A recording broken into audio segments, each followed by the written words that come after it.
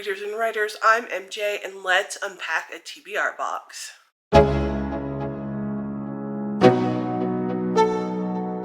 So as you know, I recently moved. Everything is put together yet. I'm still working on my great bookshelf aesthetic, but in the meantime, I wanted to unpack a TBR box with you. So all my books got packed up, my TBR books got packed up in their own boxes, and I have decided that I'm going to only unpack one box at a time. I don't have an exorbitant amount of TBR books left to read, but I guess that actually depends on your definition of exorbitant.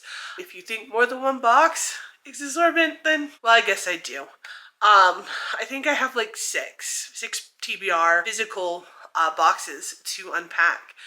So I'm going to do one box at a time, and I'm going to focus on those reads for my physical books before unboxing a new box. And I have no idea what is in this box.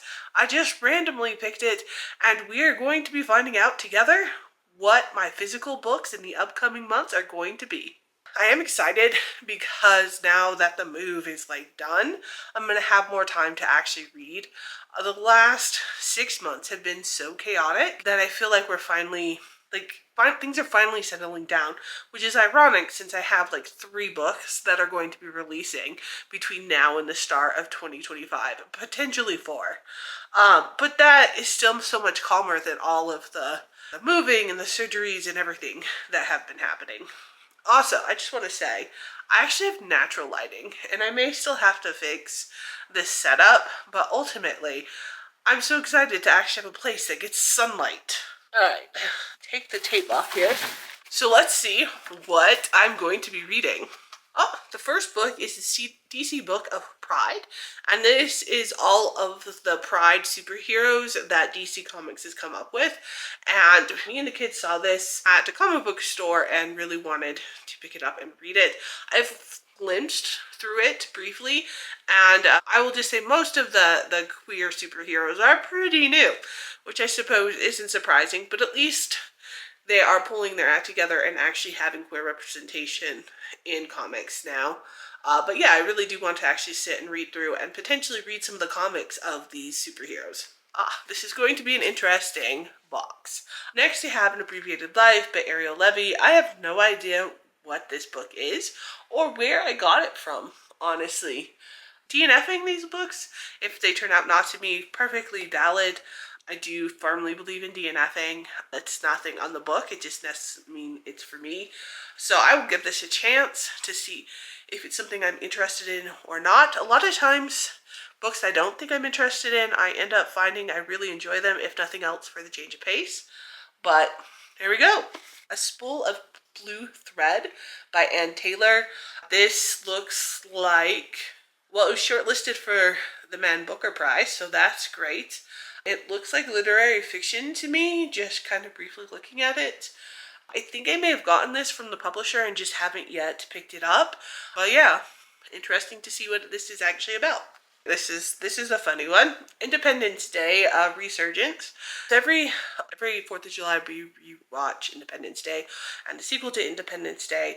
And I found this book somewhere at a used bookstore and I picked it up, but I haven't actually read it. I did read the original Independence Day book a long time ago, and it was like the movie was first, the book was written second. It was fascinating, but I've never read the second one, and I don't own the first one anymore.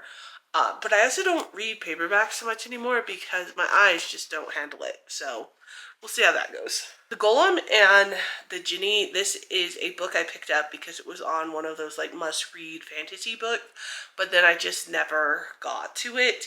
I think I was supposed to read it in 23 of like the 23 and 23 books I picked, and here we are in 24, and it's still sitting on my TBR shelf. But it's one I really do want to pick up, so I'm glad that this is in this selection. You have to be prepared to die before you can begin to live. This is an ARC I received from Celium Books.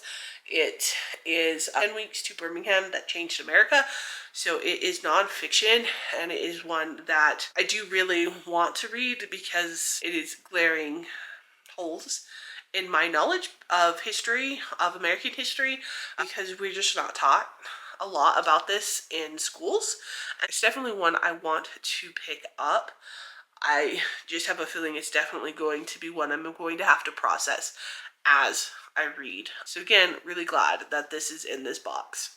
This must be a lot of my nonfiction books because again, I have Cast, The Origins of Our Discontent, and this is one I have absolutely wanted to pick up. I believe I own it in audiobook as well, and I haven't read it yet. There's no good reason why I haven't read it. And so I'm glad that it's here.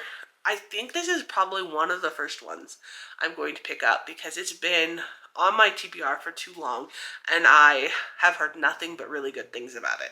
Next is The Codebreaker, and this is one I picked up when it newly came out when I was in a I'm going to buy books mode, which has kind of stopped. I've used the library a lot more and I've just had to be more careful about my spending.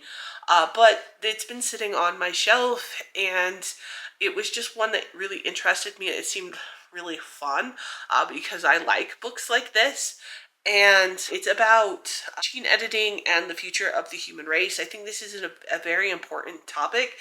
As an autistic person, there is a lot of talk if we identify the autistic gene, do we weed it out of society? And this isn't just something that is talked about for autism. But I think like that neurodiversity and diversity in general is extremely important to our future as humanity.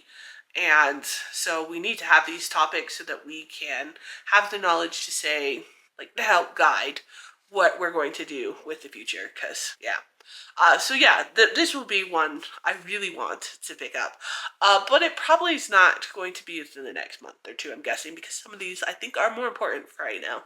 Alright, this book I won on a Goodreads contest, or that it's The Science and Philosophy of Martial Arts. I love martial arts.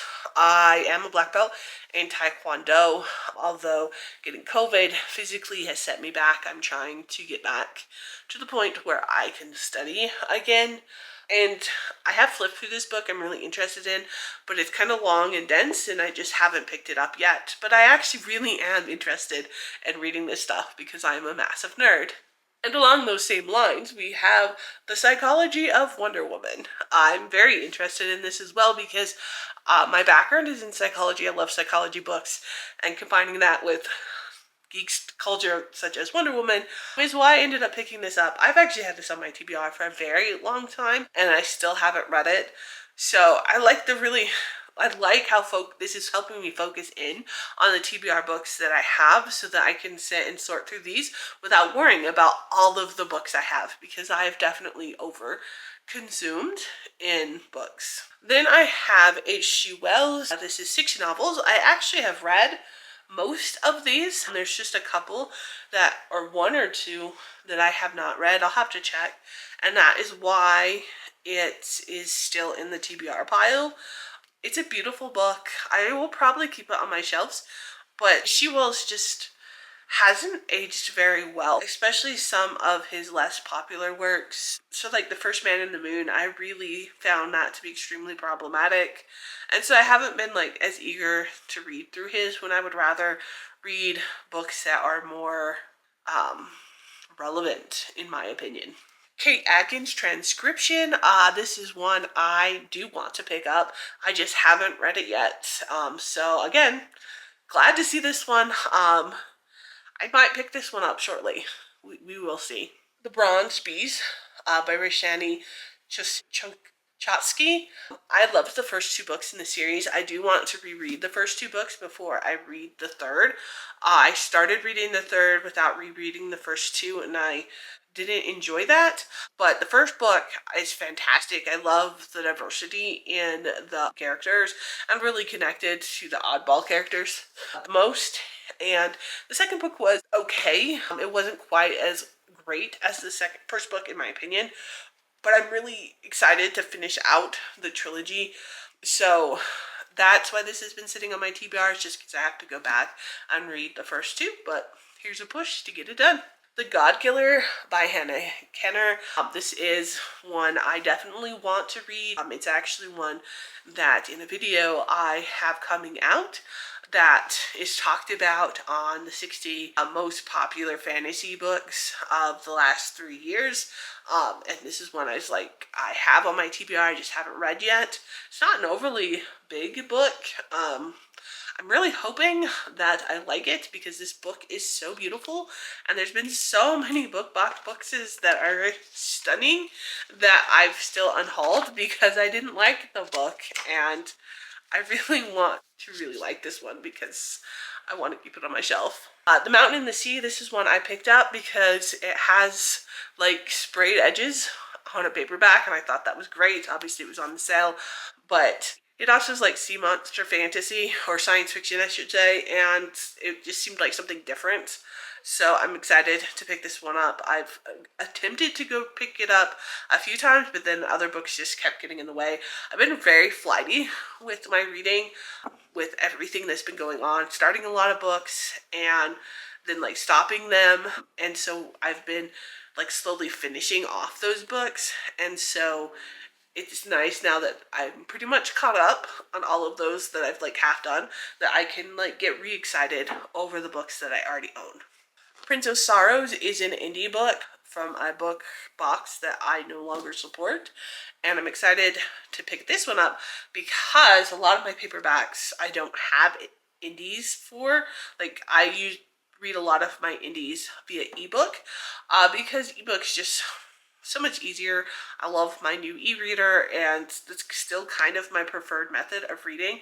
But overall, as an indie author, I like typically in writers get more commission or more profit from buying ebooks than from buying paper books, because print on demand is so expensive.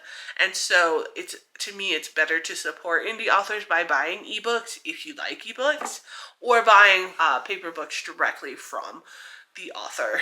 So I don't typically buy indie books in paper through like Barnes & Noble or Amazon or anything like that. Now, if you do, great. I mean, any support for indie authors is phenomenal. But that is the reason why most of my indie reads are ebooks. All right, Harrow the Ninth. This is part, I believe, of the Lumen Crate Special Edition. I went to reread the first book in this series. What's it called? Yeah, Gideon the Ninth, and I started it, and I only got halfway through. It's one of those when I couldn't focus. I guess I need to finish that before I start onto the second book, and I don't know if the third book is in this box or not. We will find out. Fragile Remedy is a book I picked up when it newly came out, when I was repurchasing or trying to purchase everything that was the newest and greatest, and then have it sit on my shelf for multiple years. But I've actually heard really good things about it since, so I have been really wanting to pick this up.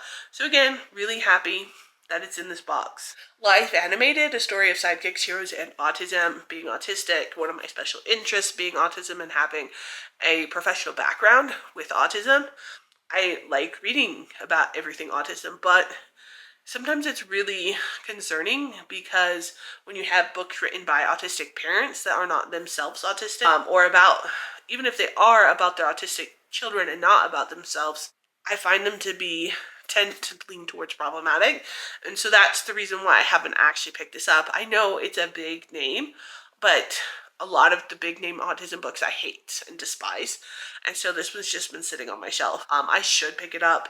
I will pick it up. It's in this pile. I will give it a shot, and I hope I enjoy it. But I would have preferred it better if it was actually from the autistic point of view. Not a TBR book, but this was packed in my box, and it's one of the little tokens I've gotten with trans colors, so that's going to make its way to my shelf, and it made it unbroken, which is pretty spectacular since it was in a box full of books. I packed smashingly well. Well, not, because it made it. The Haunting of Hill House. I have been told I need to read this. I put it on unhaul videos, and people have convinced me not to unhaul it, but I am scared because it is scary, and I'm a wuss when it comes to reading, but I do need to pick it up. Fall's approaching, so I may put it off for then. I'm really excited for fall reads this year because there's actually going to be fall vibes where I'm living instead of just Southern California where it's eternally summer.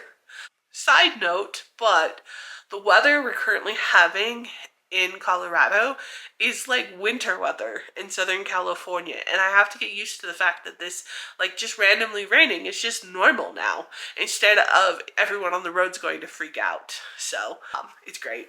Next up is Bullshit: How to Detect Junk Science, Bogus Claims, Wacky Theories, and General Human Stupidity. This is a bargain book, but I think it's actually one my son left when he moved out, and I was like, oh, I'll keep that and read it, and I still haven't picked it up, but it does sound very interesting. The view may have changed slightly because my battery died, but let's finish. The next 3 books I have are from the same series, 9 Bucks Gambit. I actually read this and put it back in my TBR because I went to read the second book and knew I need to do a reread before I finished on the series. So technically it's read, but in my head it belongs on my TBR. Along the Line is Raven Stratagem. This is book 2 in the series. I have book 3. I'm not sure if it's in this box or not, but it also needs to get read, so it's one of those series I need to continue.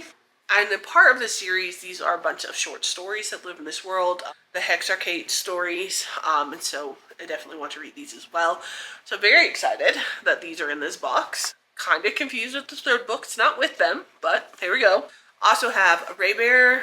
This has been on my shelf for way too long, and I haven't read it. I heard fantastic things about it. I even own an audiobook version of it, and it's one I really need to pick up. And along the same lines, I have its sequel, Redemptor, which, again, I really need to pick up.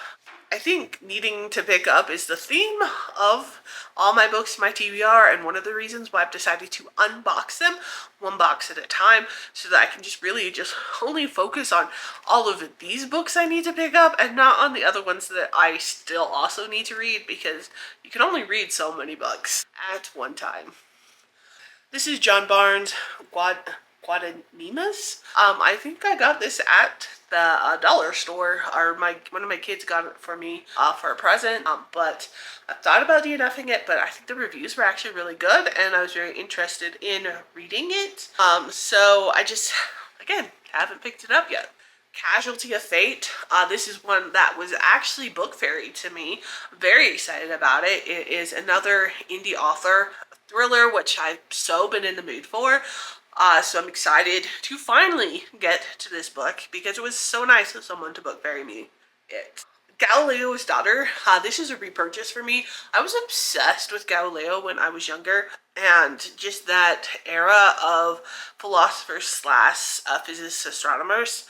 And I remember reading this and really enjoying it, but I was so young at the time that when I saw it as an adult, I was like, I really want to pick that up and read it from an adult perspective, and here it is. And the last book in this box is Before You Know It, The Unconscious Reasons Why We Do What We Do, another psychology nonfiction book, which is a genre I really enjoy. So I'm not entirely sure when I picked this up. It may have actually been sent to me by the publisher, but it's one that is right up my alley, and I can't wait to read it. So in all, that was 30 books in that box. I'm not counting the multi-volume of H.G. Wells, because I think there's only like 1 or 2 of those that I still have left to read before I consider it complete. There is a mix of nonfiction and fiction, as well as indie and traditionally published. Obviously a lot more traditionally published than indie, but still to see some indie in that box. It was a really good mix. I'm so excited that this is the first TBR box that I unboxed. It's great. So these are the books that I'm going to be focusing on. Please let me know down in the comments which ones you think I should read first. Anyone that posts down in the comments, I will prioritize those reads and maybe even make a reading blog out of it if you all are interested. And thank you for joining me. And as always, keep reading, keep writing, and until next time.